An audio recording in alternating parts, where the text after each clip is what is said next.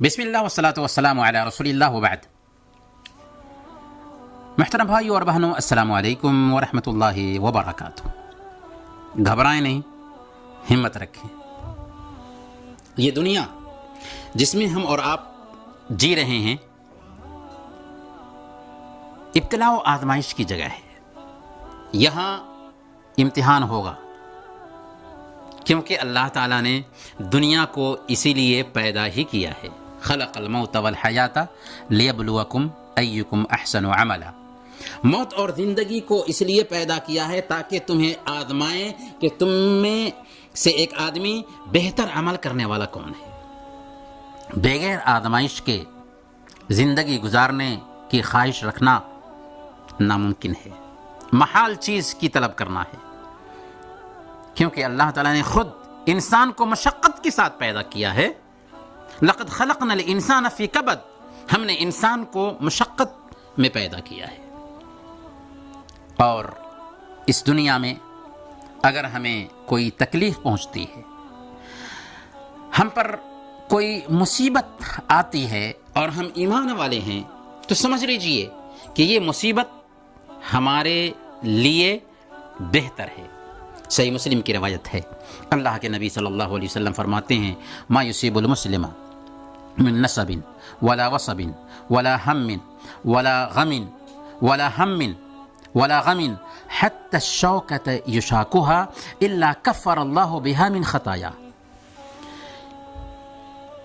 جس مسلمان کو کوئی تکلیف پہنچتی ہے، کوئی اذیت لاحق ہوتی ہے، کوئی غم لاحق ہوتا ہے، کوئی پریشانی آتی ہے، یہاں تک کہ ایک کانٹے بھی چبھتے ہیں، تو اللہ تعالیٰ اس کی وجہ سے اس کے گناہوں کو معاف کرتا ہے۔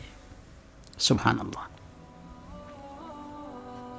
جب بات یہ ٹھہری تو پریشانی میں، مصیبت میں، آزمائش میں پریشان کیوں ہونا؟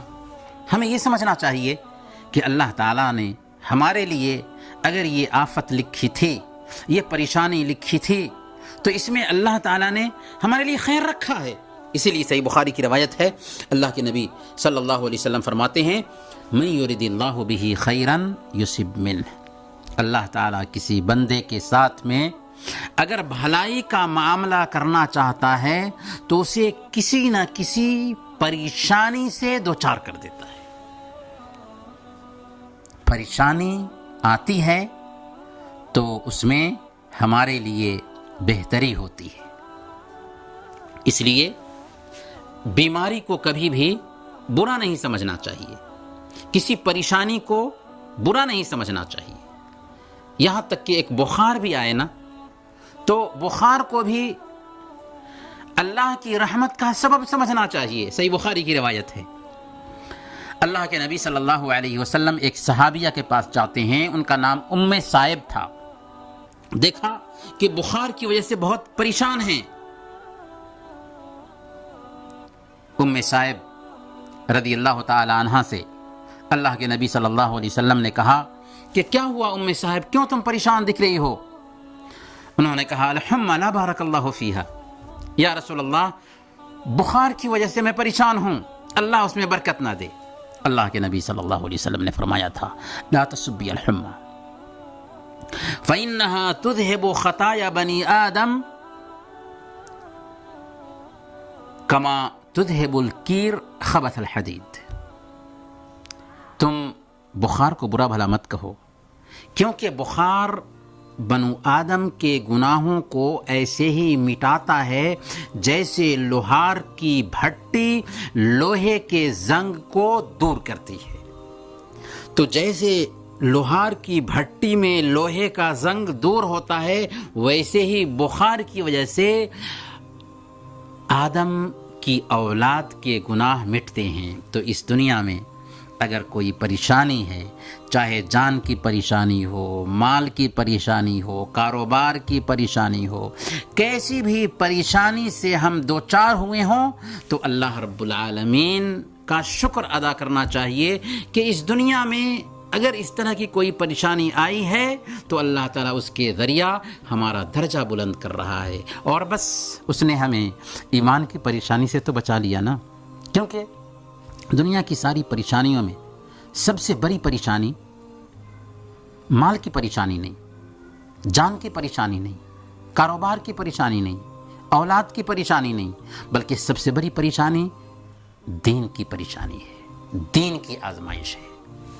اسی لیے اللہ کے نبی صلی اللہ علیہ وسلم دعا کرتے تھے وَلَا تَجْعَلْ مُصِيبَتَنَا فِي دِينِنَا، اے اللہ ہمارے دین میں ہمیں کسی مصیبت اور آزمائش کا شکار نہ بنانا۔